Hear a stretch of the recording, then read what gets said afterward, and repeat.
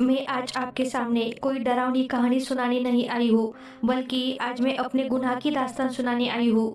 यह कहानी किसी पागल औरत की नहीं है, बल्कि उस नज़र की है, जिसने कई बार सच को पागलपन समझकर उस पर पत्थर फेंके। अगर आप अंत तक मेरी बात ध्यान से सुनेंगे, तो शायद अगली बार किसी मजबूर इंसान का फ़ायदा उठाने से पहले आप एक पल के लिए ज़रूर ठहरेंगे। मैं ऐसा क्यों कह रही हूँ, ये जानने के लिए आपको मेरी यह कहानी पूरी सुननी होगी। एक दिन मैं अपने बेटे के साथ बाजार गई थी। उस समय मेरे बच्चे का हाथ मेरे हाथ में था, लेकिन मैं सब्जियां खरीदने में इतनी व्यस्त थी कि मेरे बेटे का हाथ कब छूट गया मुझे पता ही नहीं चला। जब मैंने पीछे मुड़कर देखा, तो मेरा बेटा मेरे साथ नहीं था। मुझे याद था कि मैंने उसका नन्हा सा हाथ मजबूती से पकड़ा था, लेकिन शायद किस्मत के आगे ममता भी कमजोर पड़ गई थी। तभी मेरे आंखों के सामने अंधेरा छा गया, क्योंकि मैं उसी बदनाम गली के बीच खड़ी थी, जहाँ लोग अपने बच्चों को उस औरत के डर से घर में बंद रखते थे। वो औरत दिखने में बेहद डरावनी लगती थी। उलझे बाल, फटे कपड़े और उदासी भरी आंखें। वह सड़क पर पागलों की तरह घूमती, कभी लोगों को घूरती, तो कभी हवाओं से बात करती। इसलिए लोग उसे पागल समझकर उस पर पत्थर मारते थे। उसी दिन जब मैं थोड़ी देर के लिए सामान लेने गई, तो एक पल के लिए मेरा ध्यान भटक गया, और मेरा छोटा बेटा, जो अभी चलना सीख रहा था, मेरा हाथ छोड़कर आगे चला गया। जब मुझे होश आया, तो वो मेरी नज़रों से ओझल हो चुका था। मैं बहुत घबरा गई और हर गली, हर दुकान और हर कोने में पागलों की तरह उसे ढूंढने लगी, लेकिन उसका कहीं कोई पता नहीं चला। मेरे मन में बुरे बुरे ख्याल आने लगे कि शायद कोई मेरे बच्चे को उठा कर ले गया हो, या वह किसी कार के नीचे आ गया हो। इसी घबराहट में जब मेरी नज़र गली के कोने पर पड़ी, तो मेरा खून ठंडा हो गया और मेरा गला सूख गया, क्योंकि मैंने देखा कि वही पागल औरत, जिसे पूरा मोहल्ला पागल कह रहा था, वह जमीन पर बैठी थी और मेरा बेटा उसके गोद में था। वह उसे अपनी गंदी बाहों में लेकर बैठी थी। यह देखकर मेरा डर और बढ़ने लगा, और मुझे लगा कि वह मेरे बच्चे को नुकसान पहुंचाएगी, क्योंकि लोग कहते हैं कि पागलों का कोई भरोसा नहीं होता। अपने डर के बावजूद मैंने हिम्मत जुटाई और कांपते कदमों से उसकी तरफ बढ़ी। मैं उस पर घायल शेरनी की तरह झपटी, लेकिन पास आते ही जो नज़ारा मैंने देखा, उसने मुझे रोक दिया। वह औरत मेरे बच्चे को कोई नुकसान नहीं पहुंचा रही थी, बल्कि उसे बहुत प्यार से देख रही थी, जैसे कोई माँ अपने खोए हुए बच्चे को देखती है। उसकी आंखों से आंसू बह रहे थे, और वह मेरे बेटे का माथा चूम रही थी, उसके सिर पर हाथ फेर रही थी। मेरा बेटा भी उसकी गोद में सुकून से खेल रहा था, जैसे वह उसे बहुत पहले से जानता हो। लेकिन माँ का डर इन भावनाओं को समझ नहीं पाया, और मैंने अपने बच्चे को उसकी गोद से छीनकर अपने सीने से लगा लिया। मैं उस औरत को गुस्से से देखने लगी, और कुछ कहने ही वाली थी कि उसने ऊपर देखा और मेरी आंखों में देखकर धीमी और कांपती आवाज में कहा, इसे संभाल कर रखना, इसकी रक्षा करना, क्योंकि इसकी पीठ पर जो तिल है, वह भी मेरे बेटे को भी था। उसकी बातों में इतना दर्द और सच्चाई थी कि मैं एक पल के लिए खामोश हो गई, और अनजाने में अपने बेटे की कमर की तरफ देखने लगी, जहाँ उसकी शर्ट थोड़ी ऊपर थी और वही काला तिल साफ दिख रहा था, जिसे मैं अक्सर नजरअंदाज कर देती थी। उस औरत को मेरे बच्चे के तिल के बारे में कैसे पता चला, यह बात मुझे बिल्कुल समझ में नहीं आ रही थी। मैं इतना डरी हुई थी कि अपने बच्चे को सीने से लगाकर बिना रुके जोर से भागने लगी। मेरी इतनी हिम्मत भी नहीं हुई कि मैं पीछे मुड़कर देख पाऊँ कि वो औरत मेरा पीछा कर रही है या नहीं। और जब तक मैं अपने घर की दहलीज पर पहुंची, मेरी सांस फूल चुकी थी। घर में घुसते ही मैंने जल्दी से दरवाजा बंद किया और सारी खिड़कियां और रोशनदान बंद कर दिए, जैसे कोई भूत मेरा पीछा कर रहा हो। घर के अंदर आने के बाद भी मुझे चैन नहीं मिला। मेरा दिल जोर जोर से धड़क रहा था। मैंने बच्चे को बिस्तर पर लिटाया, उसके कपड़े उतारे और उस तिल को फिर से देखने लगी। यह एक साधारण काला निशान था, जैसे कई बच्चों के शरीर पर होता है, लेकिन उस औरत की आंखों में इस बच्चे के लिए तड़प देखकर मैं बेचैन हो गई। मैं बार बार पर्दा हटाकर गली में देख रही थी, कहीं वही औरत हमारे घर तो नहीं आई, लेकिन गली पूरी तरह सुनसान थी। मैंने खुद को समझाया कि वो औरत जरूर पागल होगी और उसे कोई भ्रम हो गया है, लेकिन एक माँ का दिल कुछ भी मानने को तैयार नहीं था। समय बहुत धीरे धीरे बीत रहा था और हर पल मेरी बेचैनी बढ़ रही थी। इसी डर और उलझन में शाम हो गई, सूरज ढल गया और घर में अंधेरा छाने लगा। फिर मैं उठी, लाइट जलाई और अपने पति के लौटने का इंतजार करने लगी, जो हर शाम काम से घर आते थे। आज मुझे उनकी बहुत ज़रूरत थी, क्योंकि मेरा दिल भारी था और मैं उन्हें ये सब बात बताकर दिलासा पाना चाहती थी, ताकि वे मुझे समझा सके कि यह सब बस एक पागल औरत की बकवास है और इसका हकीकत से कोई लेना देना नहीं है। अचानक दरवाजा जोर जोर से बजने लगा। मैंने डरते डरते दरवाजा खोला तो सामने मेरे पति खड़े थे। दिन भर की मेहनत के बाद वे बहुत थके हुए लग रहे थे और उनके चेहरे पर साफ थकान दिख रही थी। मैंने अपनी घबराहट छिपाई और उन्हें अंदर आने दिया। फिर उनके लिए पानी लाने रसोई की ओर चली गई। जब पानी लेकर लौटी तो वे कुर्सी पर सिर टिकाए बैठे थे। मैंने उन्हें पानी का गिलास दिया और उनके पास बैठ गई। उन्होंने पानी का एक घूंट लिया और मुझसे पूछा कि तुम इतनी परेशान क्यों लग रही हो, तुम्हारा चेहरा क्यों उतरा हुआ है। बस उनका इतना पूछना था कि मैं खुद को रोक न सकी और दोपहर की पूरी घटना उन्हें बता दी। कैसे हमारा बेटा गायब हो गया था और कैसे वो मुझे उस पागल औरत की गोद में मिला। मैंने यह भी बताया कि मैं बहुत डर गई थी, लेकिन उस औरत ने बच्चे को कोई नुकसान नहीं पहुंचाया, बल्कि उससे प्यार कर रही थी। जब मैंने उस औरत की आखिरी बात बताई कि इस बच्चे को संभाल कर रखना, इसकी कमर पर जो तिल है वही मेरे बेटे की कमर पर भी था, यह सब सुनकर कमरे में अजीब सी खामोशी छा गई। मैंने देखा कि मेरे पति का हाथ हवा में ही रह गया और उनके हाथ में पकड़ा गिलास कांपने लगा। चेहरा थकान से पीला पड़ चुका था और अब पूरी तरह सफेद हो गया था, मानो शरीर से सारा खून ही निकल गया हो। हमेशा प्यार झलकने वाले आंखों में अब डर साफ दिख रहा था। तभी अचानक उनकी पकड़ ढीली पड़ गई और पानी से भरा गिलास फर्श पर गिरकर जोर से टूट गया। इस आवाज से घर की शांति भंग हो गई, लेकिन उन्हें कोई फर्क नहीं पड़ा। वे बस पत्थर जैसी आंखों से अपने सामने खाली जगह को घूर रहे थे, जैसे उन्होंने कुछ भयानक देख लिया हो। मैंने घबराकर उनका कंधा हिलाया और पूछा कि क्या हुआ, तुम इतनी परेशान क्यों हो। वह बस एक पागल औरत थी जिसने ऐसा ही कुछ कह दिया होगा। उन्होंने मेरी बात का कोई जवाब नहीं दिया। अचानक वे अपनी जगह से उठे और तेजी से खिड़की की ओर गए। पर्दा हटाकर बाहर गली में देखने लगे। उनका यह व्यवहार इतना डरावना था कि मेरे रोंगटे खड़े हो गए, क्योंकि मैंने उन्हें कभी इतना डरा हुआ नहीं देखा था। वे हमेशा हर मुश्किल में मेरा सहारा बनते थे और मुझे हिम्मत देते थे, लेकिन आज उनकी हालत बिल्कुल बदली हुई थी। वे कमरे में ऐसे टहलने लगे जैसे कोई कैदी हो और बार बार बच्चे की ओर देखने लगे, मानो कोई उसे छीन कर ले जाएगा। उनकी सांसें तेज चल रही थी और वे धीरे धीरे कुछ बड़बड़ा रहे थे, जो मेरी समझ से बाहर था।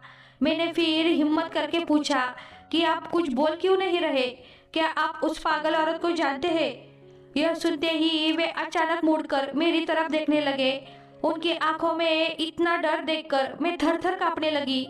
उन्होंने मेरे दोनों बाजू जोर से पकड़ लिए और घबराते हुए स्वर में बोले, क्या उस औरत ने तुम्हें घर आते हुए देखा था? क्या उसने तुम्हारा पीछा किया था? और क्या गली में कोई और भी था जिसने यह सब देखा हो? उनके लगातार सवाल और सख्त लहजा मेरे भीतर बैठे डर को और भी भड़का रहा था। मैं रोते हुए बोली कि मुझे कुछ नहीं पता, मैं तो सिर्फ भागकर घर आई थी। लेकिन आप इतने डरे हो क्यों लग रहे हैं? यह सुनकर उन्होंने मुझे झकझोरते हुए कहा कि यह वहम नहीं था, तुम जानती नहीं कि तुमने क्या कर दिया है, तुमने मौत को बुलावा दे दिया है। यह सुनते ही मेरे पैरों तले जमीन खिसक गई। उन्होंने मुझे छोड़ दिया और पागलों की तरह अलमारी की ओर दौड़े, कपड़े निकालकर बैग में ठूसने लगे। मैं हैरानी और सदमे से बस उन्हें देख रही थी। मुझे समझ नहीं आ रहा था कि यह सब क्या हो रहा है।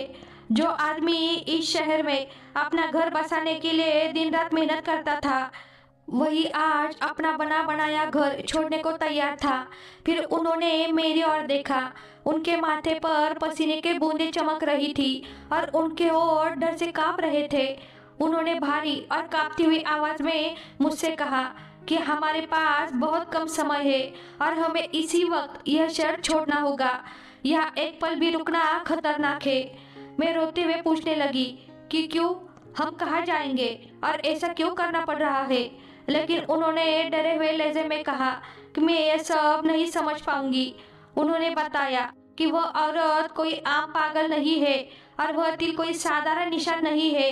अगर उसने वह निशान देख लिया है तो वह जरूर यहाँ आएगी, और अगर वह आ गई तो हमारी जिंदगी, हमारा घर, हमारा बच्चा, सब कुछ खत्म हो जाएगा।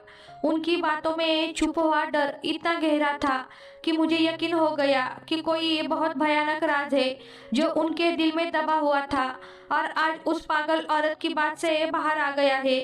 जब मैंने उनकी आंखों में देखा तो वह अब प्यार नहीं, सिर्फ मौत जैसा डर नजर आ रहा था। मुझे लगने लगा कि अब हम उस घर में कभी चैन से नहीं रह पाएंगे। मेरे पति ने जल्दी जल्दी बैग बंद किया, बच्चे को उठाया और उनके हाथ अब भी कांप रहे थे। वो बार बार दरवाजे की तरफ देख रहे थे, जैसे कोई अभी दरवाजा तोड़कर अंदर आ जाएगा। वह रात हमारी जिंदगी की सबसे लंबी और डरावनी रात बन गई और मुझे नहीं पता था कि अगली सुबह हम जिंदा भी रहेंगे या नहीं। बाहर गली में कुत्तों की भौंकने की आवाज माहौल को और डरावना बना रही थी, लेकिन घर के अंदर जो डर और बेचैनी थी वह बाहर के सन्नाटे से कहीं ज्यादा भयानक थी। जो शख्स थोड़ी देर पहले तक मुझे मजबूत सहारे जैसा लग रहा था, अब सूखे पत्ते की तरह कांप रहा था और उसका डर मुझे भी जकड़ता जा रहा था। जिस तरह उनके हाथ से पानी का गिलास गिरा और जिस हड़बड़ी में उन्होंने घर की सारी बत्तियां बुझाई, उससे मेरे मन में शक और डर और भी गहरे हो गए। मैं उनके पास गई, उनके कांपते हुए हाथ थामे और आंखों में आंखें डालकर पूछा कि भगवान के लिए मुझे सच बताइए, आखिर ऐसा क्या हुआ है कि हमें अपना हंसता बसता घर छोड़कर भागना पड़ रहा है, और उस पागल औरत का हमारे मासूम बच्चे से क्या रिश्ता है। मेरे बार बार पूछने पर उन्होंने गहरी सांस ली, होठों पर जिभ फेरी और फर्श पर बैठ गए, जैसे उनके पैरों में खड़े रहने की ताकत ही नहीं बची हो। अंधेरे कमरे में उनका चेहरा पीला पड़ गया था और वे कांपती हुई आवाज में बोले कि जिस सच्चाई को वे अब तक मुझसे छुपाते आए थे वह आज सामने आ खड़ी हुई है और अब वे और झूठ नहीं बोल सकते। उन्होंने कहा कि मुझे याद होगा शादी के बाद जब हम औलाद से वंचित थे और डॉक्टरों ने जवाब दे दिया था, तब उन्होंने बताया था कि उन्होंने एक दूर के अस्पताल से एक बच्चा गोद लिया है जिसके माता पिता एक हादसे में मर गए थे। उस बच्चे को गोद में लेकर मेरी खुशी देखकर उन्होंने सर छिपा लिया। उन्होंने कभी नहीं बताया कि वह बच्चा कहाँ से आया और उसकी असली सच्चाई क्या थी। ये सब सुनकर मेरा दिल डर से भर गया और मुझे ऐसा लगा जैसे मेरे पैरों के नीचे जमीन खिसक गई हो। मैंने डरते हुए पूछा कि अगर वह बच्चा अनाथ नहीं है तो फिर किसका है और वे उसे कहाँ से लाए। उन्होंने सिर झुका लिया और धीमी आवाज में बताया कि उन दिनों जिस शहर में वे काम करते थे वहाँ एक निजी क्लिनिक था जो बाहर से तो इलाज के लिए बना हुआ लगता था, लेकिन उसके अंदर बहुत ही काला धंधा चलता था जिससे दुनिया अनजान थी। वे वहाँ एक मामूली कर्मचारी थे और रात में आने वाले खास लोगों की देखभाल करना उनका काम था। शुरू में उन्हें कुछ समझ नहीं आया, लेकिन धीरे धीरे उन्हें पता चला कि वह जगह अस्पताल नहीं बल्कि इंसानियत का कत्लखाना है। वहाँ गरीब और मजबूर औरतों को डिलीवरी के लिए लाया जाता था जो पैसों की कमी के कारण बड़े अस्पताल नहीं जा पाती थी। क्लिनिक के लोग उन्हें मुफ्त इलाज और बच्चे की पूरी जिम्मेदारी लेने का लालच देते थे, लेकिन सच्चाई इससे बिल्कुल उलट थी। उस जगह पर पैदा होने वाले सेहतमंद और सुंदर बच्चों को उनकी माँओं से छीन लिया जाता था। होश में आने पर गरीब माँओं से झूठ कहा जाता था कि उनका बच्चा पैदा होते ही मर गया है। वे औरतें बहुत रोती थी, जिसे देखकर किसी का भी दिल पिघल जाए, लेकिन क्लिनिक के लोग बेहद निर्दयी थे। वे बच्चों को अमीर और निसंतान लोगों को पैसे लेकर बेच देते थे। बच्चे खरीदने वाले लोग यह नहीं पूछते थे कि बच्चा कहाँ से आया है और उसके असली माता पिता कौन है। मेरा पति ये सब जानता था, लेकिन गरीबी और नौकरी जाने के डर से चुप रहा। रोज वह उन बच्चों के रोने और माँओं की चीखें सुनता था। यह सब सुनकर मुझे बहुत घबराहट हुई और मुझे समझ आया कि जिसे मैं बहुत अच्छा इंसान समझती थी, वह एक बड़े गुनाह का हिस्सा था। मैं डर और नफरत के साथ उसकी बात सुन रही थी। उसने बताया कि 2 साल पहले एक तूफानी रात में एक जवान औरत को क्लिनिक लाया गया था। वह बहुत बीमार थी और दर्द में तड़प रही थी, लेकिन चेहरे से अच्छी इंसान लगती थी। उसी रात उसने एक बेटे को जन्म दिया। वह बच्चा बहुत कमजोर था और ठीक से सांस भी नहीं ले पा रहा था। इसलिए क्लिनिक के मालिक ने उसे बेकार समझकर कूड़ेदान में फेंक देने को कहा। आज वही बच्चा हमारे पास वाले कमरे में सो रहा है और वही औरत आज गली में पागल बनकर घूम रही है और अपने बच्चे को ढूंढ रही है। डॉक्टर ने हमेशा की तरह उस औरत से कह दिया कि उसका बच्चा मरा हुआ पैदा हुआ है और उसे दफना दिया गया है, लेकिन वह औरत यह बात मानने को बिल्कुल तैयार नहीं थी। उसे यकीन था कि उसका बच्चा जिंदा है और वह लगातार कह रही थी कि उसने उसके रोने की आवाज़ सुनी है और उसे उसका बच्चा वापस चाहिए।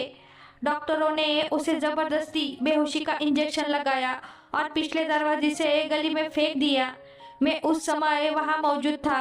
मैंने देखा कि वह औरत बेहोश पड़ी थी और उसका बच्चा ठंड और भूख से रो रहा था, जिसे कूड़ेदाने के पास टोकरी में रखा गया था। मुझे बच्चे पर तरस आया। मैंने चारों तरफ देखा और जब कोई नजर नहीं आया तो बच्चे को उठाकर अपनी चादर में छुपा लिया। मुझे लगा कि अगर मैं उसे वहीं छोड़ दूंगा तो वह मर जाएगा, और अगर उसकी माँ के पास छोड़ दूं तो वह बेहोश है और उसकी देखभाल नहीं कर पाएगी। ऊपर से क्लिनिक वाले फिर से बच्चे को छीनकर मार सकते हैं ताकि उनका राज न खुले। इसलिए मैं उस बच्चे को चोरी छिपे अपने घर ले आया और फिर वहां से इस शहर आया। मैंने उस बच्चे को गोद लिया, उसकी जान बचाई और उसे प्यार से पाला, लेकिन मेरे मन में हमेशा डर रहा कि मेरा अतीत एक दिन सामने आ जाएगा। मुझे यह नहीं पता था कि वो औरत इस सदमे में पागल हो जाएगी और भटकते भटकते उसी शहर और उसी मोहल्ले में आएगी जहाँ हम छुप कर रह रहे थे। यह कुदरत का बदला था या हमारे कर्मों का फल, जो वह अपने बच्चे की खुशबू सूंघते हुए यहाँ तक आ पहुंची। इतना कहकर मेरे पति चुप हो गए और कमरे में डरावना सन्नाटा छा गया। मैं पत्थर की तरह बैठी रही और मेरी आंखों से आंसू बहते रहे। मुझे समझ नहीं आ रहा था कि मैं अपने पति से नफरत करूं या उन पर दया करूं। एक तरफ उन्होंने एक माँ से उसका बच्चा छीन लिया था, लेकिन दूसरी तरफ उन्होंने एक मासूम की जान भी बचाई थी। फिर भी मेरा दिल उस औरत के लिए बहुत दुखी था जिसे लोग पागल कहते थे और जिस बच्चे पर पत्थर मारते थे। असल में वह एक दुखी माँ थी जो अपने जिंदा बच्चे को ढूंढ रही थी। मैं रोते हुए बोली कि अगर यह बच्चा उसी का है तो हमें उसे उसका बेटा लौटा देना चाहिए, क्योंकि हमने 2 साल तक उसके बेटे को अपने पास रखा है और अब उस औरत को इंसाफ मिलना चाहिए। मेरी बात सुनकर मेरे पति ने मुझे कंधों से हिलाया। उनकी आंखों में डर साफ दिख रहा था। उन्होंने कहा कि तुम पागल हो रही हो, क्योंकि यह बात सिर्फ उस औरत और बच्चे की नहीं है। वह क्लिनिक कोई आम जगह नहीं थी। उसके पीछे एक बहुत बड़ा और ताकतवर गिरोह था। जब वे वहां से भागे थे तो सिर्फ बच्चा नहीं बल्कि एक बड़ा राज भी साथ ले आए थे। अगर उस औरत ने शोर मचाया और पुलिस जांच करने लगी तो पूरे क्लिनिक का काला सच सामने आ जाएगा। जब उन लोगों को पता चल जाएगा कि वो औरत जिंदा है और वो बच्चा हमारे पास है तो वे हमें मार डालेंगे। यह सुनकर मैं बहुत डर गई। मुझे ऐसा महसूस होने लगा जैसे हमारा घर अब बर्बाद होने वाला है और हम कहीं सुरक्षित नहीं है। मुझे समझ आ गया कि हम सिर्फ एक पागल औरत से नहीं बल्कि बहुत खतरनाक लोगों से भाग रहे हैं जो किसी भी वक्त हमारे दरवाजे पर दस्तक दे सकते हैं। मैंने डरते हुए कहा कि उस औरत को कैसे यकीन हुआ कि यह उसी का बच्चा है। सिर्फ एक तिल देखकर कोई इतना बड़ा दावा कैसे कर सकता है? शायद यह सिर्फ एक संयोग हो। दुनिया में बहुत से बच्चों के शरीर पर तिल होते हैं, इसलिए शायद हम बेवजह डर रहे हैं और वह औरत कल तक सब भूलकर कहीं चली जाएगी। मेरे पति ने उदास होकर कहा कि काश ऐसा ही होता, लेकिन वह तिल कोई साधारण तिल नहीं है। उन्होंने बताया कि वह बच्चे को बचा कर तो लाए थे, मगर एक सच छिपा लिया था। तुम जिसे हमेशा कुदरत का निशान समझती रही, वह असल में कुदरत का निशान नहीं है। क्लिनिक में बच्चों की पहचान के लिए उनके शरीर पर एक खास जगह पर केमिकल से निशान बनाया जाता था, ताकि जरूरत पड़ने पर बच्चों की पहचान की जा सके। यह निशान बहुत बारीकी से एक खास केमिकल से बनाया जाता था, जो सालों तक नहीं मिटता और बिल्कुल आम तिल जैसा दिखता था, ताकि किसी को शक न हो। वह औरत शायद आधी बेहोशी में सब देख चुकी थी, या फिर उसकी ममता ने उसे बता दिया था कि उसके बच्चे पर कोई निशान है। आज जब उसने वह निशान देखा तो उसे सब याद आ गया। अब वह चुप नहीं रहेगी और सबको सच बता देगी। अगर किसी समझदार आदमी या पुलिस को उस निशान की सच्चाई पता चल गई तो हम बच नहीं पाएंगे। पति की यह बात सुनकर मैं पूरी तरह घबरा गई। मैंने तुरंत अपने बेटे को देखा, जो आराम से सो रहा था। उसकी कमर पर बना छोटा सा काला तिल मुझे अब बहुत खतरनाक लगने लगा था, जैसे वह हमारी पूरी जिंदगी बर्बाद कर देगा। जिसे मैं अपने बेटे की सुंदरता की निशानी समझती थी, वही अब मुझे उसकी चोरी होने का निशान लगने लगी। यह सोचकर मैं घबरा गई कि मैंने अनजाने में किसी और का बच्चा पाला है और एक दुखी माँ की बद्दुआ अपने सिर ले ली। मेरे पति ने जल्दी से सामान समेटा और कहा कि अब देर नहीं करनी है, बच्चे को उठाओ और सुबह होने से पहले हमें यह शहर छोड़ना होगा। उन्होंने कहा कि हमें बहुत दूर जाना होगा, जहाँ कोई हमें न पहचाने और बच्चे की सच्चाई छुपी रहे। हम आगे तो बढ़ गए, लेकिन मेरा मन उसी गली में रह गया जहाँ वह माँ अब भी ठंड में बैठी अपने बेटे की लौटने का इंतजार कर रही होगी। मैं बहुत उलझन में थी। एक तरफ मेरे पति की जान का खतरा था और दूसरी तरफ उस माँ का दर्द, जिसका बच्चा हम ले जा रहे थे। लेकिन जान बचाने के लिए हमें यही करना पड़ा। मैंने सोए हुए बच्चे को गोद में लिया और पति के साथ घर से निकल गई। घर से निकलते समय मैंने आखिरी बार उस घर को देखा जो 2 साल तक हमारा सहारा था, लेकिन अब डर का कारण बन गया था। बाहर गली में अंधेरा और सन्नाटा था। हमारे कदमों की आहट भी धमाके जैसी लग रही थी। हम चुपचाप चलते जा रहे थे और हर छोटी आवाज से डर रहे थे। मेरा पति बार बार पीछे देख रहा था और मेरा हाथ कसकर पकड़ा हुआ था। हमें पता था कि अगर पकड़े गए तो बहुत बुरा होगा। हम अभी गली के मोड़ तक ही पहुंचे थे कि पीछे से एक डरावनी हंसी सुनाई दी। वह किसी की चीख नहीं थी, बल्कि उस पागल औरत की लंबी और डरावनी हंसी थी जो रात की खामोशी में गूंज उठी। यह उसी पागल औरत की हंसी थी जो शायद हमें जाते हुए देख रही थी या अपनी जीत पर हंस रही थी कि उसने हमें हमारे ही घर से निकाल दिया। उस हंसी से हमें समझ आ रहा था कि हम उससे भाग सकते हैं, लेकिन अपने गुनाहों से नहीं। मेरे पति ने मेरी ओर देखा और हम दोनों और तेज दौड़ने लगे। हम बहुत थक चुके थे, सांस फूल रही थी, लेकिन रुक नहीं सकते थे, क्योंकि हमारे पीछे सिर्फ वह औरत नहीं, बल्कि हमारा बुरा अतीत दौड़ रहा था। हमें नहीं पता था कि यह रास्ता हमें बचाएगा या और ज्यादा बर्बादी की ओर ले जाएगा। आसमान में चांद बादलों में छिप गया था, जैसे वह हमारी घबराहट और गुनाहों से भरी इस भागदौड़ को देखना नहीं चाहता हो। मैं और मेरे पति चोरों की तरह अपने ही घर से निकले और सुनसान सड़कों पर पागलों की तरह भागने लगे। हमारे पीछे वह रहस्यमय और डरावनी हंसी गूंज रही थी जिसने हमें बुरी तरह डरा दिया था। मेरे पति की सांस बहुत तेज चल रही थी और पसीना उनकी आंखों में जा रहा था, फिर भी वह रुके नहीं और मुझे लगातार आंखें खींचते रहे। उनकी पकड़ इतनी सख्त थी कि मुझे लग रहा था मेरी हड्डियां टूट जाएगी, लेकिन उस समय शरीर का दर्द मन के डर से बहुत छोटा था। हम किसी इंसान या जानवर से नहीं, बल्कि अपनी ही बीती हुई गलतियों से भाग रहे थे, जो अब डरावनी सच्चाई बनकर हमारे पीछे चल रही थी। सड़कें लगभग खाली थी और कभी कभार गुजरती गाड़ियों की हेडलाइट हमें पुलिस या उस खतरनाक गिरोह की गाड़ी जैसी लगती थी जिसका जिक्र मेरे पति ने किया था। डर ने हमारे दिमाग को पूरी तरह जकड़ लिया था और हर साए में हमें कोई कातिल छिपा हुआ नजर आ रहा था। हम शहर के बस अड्डे की तरफ तेजी से भाग रहे थे ताकि कोई बस पकड़कर उस डरावनी जगह से दूर निकल सके जहां हर पल मौत का डर लगता था। रास्ते भर मेरे मन में कई सवाल चलते रहे। क्या हम सच में बच पाएंगे? क्या हमें बच्चे के साथ सारी जिंदगी छुप कर रहना पड़ेगा? और क्या वह पागल औरत हमें जाने देगी? उसके कहे शब्द, उसकी कमर पर जो तिल है वह मेरे बेटे को भी था। बार बार मेरे कानों में गूंज रहे थे।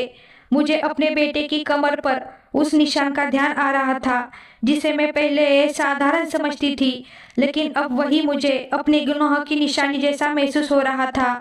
बस अड्डे पहुंचते ही मेरे पति ने जल्दी से 2 टिकट खरीदे और हम बस की पिछली सीट पर बैठ गए। बस पुरानी थी और उसमें कम लोग थे। ज्यादातर लोग सो रहे थे, लेकिन हमारी आंखों में नींद नहीं थी। बस चलने लगी और शहर की रोशनी पीछे छूट गई, पर मेरे दिल का बोझ और बढ़ गया। खिड़की से बाहर देखते हुए मुझे हर पेड़ और हर खंबे के पीछे वही पागल औरत दिखाई दे रही थी, जैसे वह हमारे साथ ही सफर कर रही हो। मेरे पति ने आंखें बंद कर ली, लेकिन उनके चेहरे पर डर और बेचैनी साफ नजर आ रही थी। मैंने बहुत धीमे से उनसे पूछा कि अब हम कहाँ जाएंगे और क्या इस तरह भाग जाने से सब ठीक हो जाएगा? उन्होंने आंखें बंद करके कहा कि उन्हें खुद नहीं पता कि आगे क्या होगा। बस इतना जानते हैं कि इस शहर में रहना मौत के साए में जीने जैसा है। जब मैंने उनका हाथ पकड़ा तो वह बर्फ की तरह ठंडा था। हिम्मत जुटाकर मैंने वह सवाल पूछ लिया जो मेरे दिल को बहुत दर्द दे रहा था। क्या हम कभी इस बच्चे को उसकी असली माँ से मिला पाएंगे? और क्या हम सारी जिंदगी इस पछतावे के साथ जी पाएंगे कि हमने एक माँ से उसका बच्चा छीन लिया है? यह सुनकर उन्होंने आंखें खोली और उनकी आंखों में आंसू भर आए। उन्होंने भारी आवाज में कहा कि शायद यही हमारी सजा है कि हम न ठीक से जी पा रहे हैं और न ही मर पा रहे हैं। मैंने बच्चे की जान तो बचाई थी, लेकिन यह भूल गया कि किसी की मदद करते हुए किसी और का हक छीन लेना भी गुनाह होता है। मुझे लगता था कि मैंने बहुत अच्छा काम किया है, पर अब समझ आ रहा था कि अच्छाई के नाम पर किया गया गुनाह और भी खतरनाक होता है, क्योंकि वह इंसान को भ्रम में रखता है। मैं उस औरत को पागल समझता रहा, लेकिन वह मुझसे ज्यादा समझदार थी। उसने एक नजर में अपनी अमानत पहचान ली, जबकि मैं सालों तक उस बच्चे को अपना मानकर सच से अनजान रहा। यह कुदरत का ही खेल था कि वह इंसान को उसके कर्मों का आईना कैसे दिखाती है। हम अंधेरे में चलती बस में बैठे थे और हमारा सफर भी बिना किसी मंजिल के आगे बढ़ता जा रहा था। हम दोनों अपने अपने ख्यालों में खोए हुए थे। तभी मेरा बेटा नींद में हिलने लगा और जोर जोर से रोने लगा। बस के शोर में उसकी आवाज मुझे किसी धमाके जैसी लगी। मैंने उसे चुप कराने की बहुत कोशिश की, लेकिन वह शांत नहीं हुआ। ऐसा लगा जैसे उसे भी महसूस हो रहा हो कि वह अपने घर से दूर जा रहा है, या शायद उसे अपनी माँ की आवाज सुनाई दे रही हो। पति घबरा गया। उसने बच्चे की तरफ देखकर कहा कि इसे चुप कराओ। अगर किसी ने इसकी कमर का निशान देख लिया तो बहुत बड़ी मुसीबत खड़ी हो जाएगी। उनकी बात मेरे दिल में तीर की तरह चुभ गई। मुझे यह सोचकर दर्द हुआ कि एक पिता अपने ही बेटे के रोने से डर रहा है और उसकी पहचान छिपाना चाहता है। उसी पल मुझे साफ महसूस हुआ कि हम सच में आजाद नहीं हुए हैं, बल्कि डर की एक ऐसी कैद में फंस गए हैं जहां हर समय पकड़े जाने का डर साथ रहेगा। मैंने बच्चे को दूध पिलाने की कोशिश की, लेकिन उसने मुंह फेर लिया और लगातार रोता रहा। उसके रोने में इतना दर्द था कि मेरा दिल टूटने लगा और मुझे क्लिनिक के बाहर उस पागल औरत की चीखें याद आ गई जो अपने बच्चे के लिए तड़प रही थी।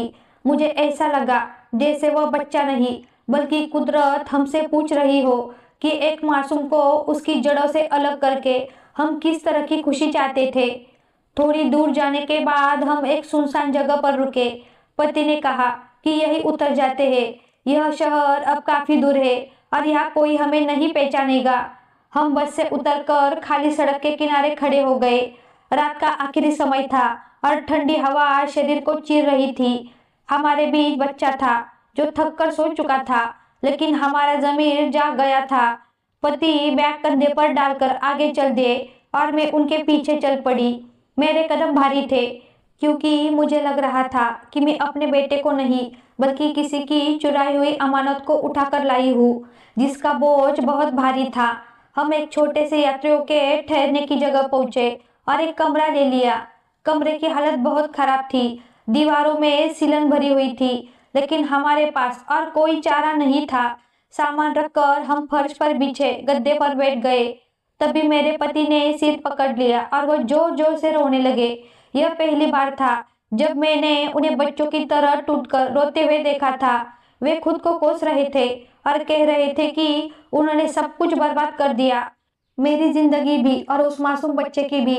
डर और लालच में लिया गया उनका फैसला आज हमें इस हालत में ले आया था कि हम कहीं के नहीं रहे। वे बार बार यही कहते रहे कि काश उसी समय बच्चे को उसकी माँ को लौटा दिया होता, चाहे इसके बदले उन्हें जेल ही क्यों न हो जाती। कम से कम उनका जमीर तो सुकून में रहता। आज वे लोग बाहर से आजाद थे, लेकिन अंदर से कैद में जी रहे थे। और वह औरत जिसे सब पागल कहते थे असल में जीत गई थी, क्योंकि उसने कभी सच का साथ नहीं छोड़ा। सच को न भागने की जरूरत होती है, ना ही छुपने की। छुपना तो हमेशा झूठ को ही पड़ता है। मैंने पति के सिर पर हाथ रखकर उन्हें हिम्मत देने की कोशिश की, लेकिन मेरे अपने दिल में भी डर और बेचैनी का तूफान उठा हुआ था।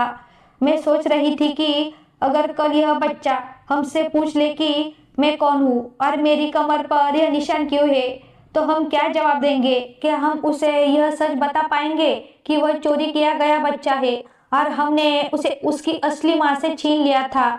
ये सवाल मुझे अंदर से पूरी तरह तोड़ रहे थे। तभी मुझे समझ आया कि शायद कुदरत मुझे यही सिखाना चाहती थी कि इंसान चाहे जितनी कोशिश कर ले, अपने गुनाहों से कभी बच नहीं सकता। चाहे दुनिया कितनी भी बड़ी क्यों न हो, गुनाह करने वाले इंसान के लिए वह हमेशा छोटी ही साबित होती है। हमने शहर तो बदल लिया, लेकिन अपने बीते हुए सच से कभी नहीं भाग पाए। बच्चे की कमर पर जो निशान था, वही निशान हमारे लिए शर्म का दाग बनकर हमारे माथे पर चिपक गया था, जो भीड़ में रहते हुए भी हमें अलग दिखा रहा था। तब मुझे एहसास हुआ कि कर्मों का फल सिर्फ मरने के बाद ही नहीं, बल्कि इसी जिंदगी में भी मिलता है। जिस माँ को हमने पागल समझकर पत्थर मारे थे, उसकी एक बद्दुआ ने हमारी पूरी जिंदगी हिला दी। जिस घर की नींव हमने झूठ पर रखी थी, वह सच के एक ही झटके में बर्बाद हो गई। अब हमारे पास जिंदगी तो थी, लेकिन चैन और सुकून कहीं खो चुका था। बच्चा हमारे पास था, लेकिन उस पर हमारा कोई अधिकार नहीं था। हम उस नए शहर में ऐसे भटक रहे थे जैसे जिंदा होते हुए भी मरे हुए हो। हमें पता था कि यह भटकाव कभी खत्म नहीं होगा, क्योंकि जब तक वह निशान मौजूद है, हमारा गुनाह भी जिंदा है। और जब तक वह माँ दर्द में तड़पती रहेगी, हमारी आत्मा को कभी सुकून नहीं मिल पाएगा। यह कहानी सिर्फ मेरी नहीं है, बल्कि हर उस इंसान की है जो यह सोचता है कि किसी और का हक छीनकर वह खुश रह सकता है। उसे यह नहीं पता होता कि एक बेबस और सता हुए इंसान की बद्दुआ में कितनी ताकत होती है कि वह सबसे बड़े और ताकतवर जालिम को भी गिराकर मिट्टी में मिला देती है। आज हम एक गुनाह के फर्श पर बैठे हैं और हमारे पास अब पछतावे के अलावा कुछ भी नहीं बचा है। वह पागल औरत शायद आज भी उसी गली में बैठी होगी और हल्की सी मुस्कान उसके चेहरे पर होगी, क्योंकि वह जानती है कि कुदरत ने उससे किया गया जुर्म लौटा दिया है। जिन लोगों ने उसके साथ गलत किया था, वे अब पूरी जिंदगी डर के साए में जीते रहेंगे। यही कर्मों का फल है जो बुरे काम करने वालों को मिलता ही है। यह वही सच्चाई है जिससे हम हमेशा नजरें चुराते हैं, लेकिन सर सूरज जैसा होता है। आंखें बंद करने से वह छिपता नहीं, बल्कि और तेज चमकने लगता है। आज हम उसी सच की आग में जल रहे हैं और शायद अब यही जलन हमारी तकदीर बन गई है। तो दोस्तों, यह थी आज की कहानी। इस कहानी के बारे में आपकी क्या राय थी, यह कमेंट बॉक्स में ज़रूर बताइए। अगर आपको कहानी पसंद आई हो तो वीडियो को लाइक करें और स्टोरी कॉर्नर चैनल को सब्सक्राइब करें और बेल आइकन पर क्लिक करके इसे ऑल पर सेट करें, ताकि आपको नई वीडियो की सूचना तुरंत मिल जाएगी। धन्यवाद।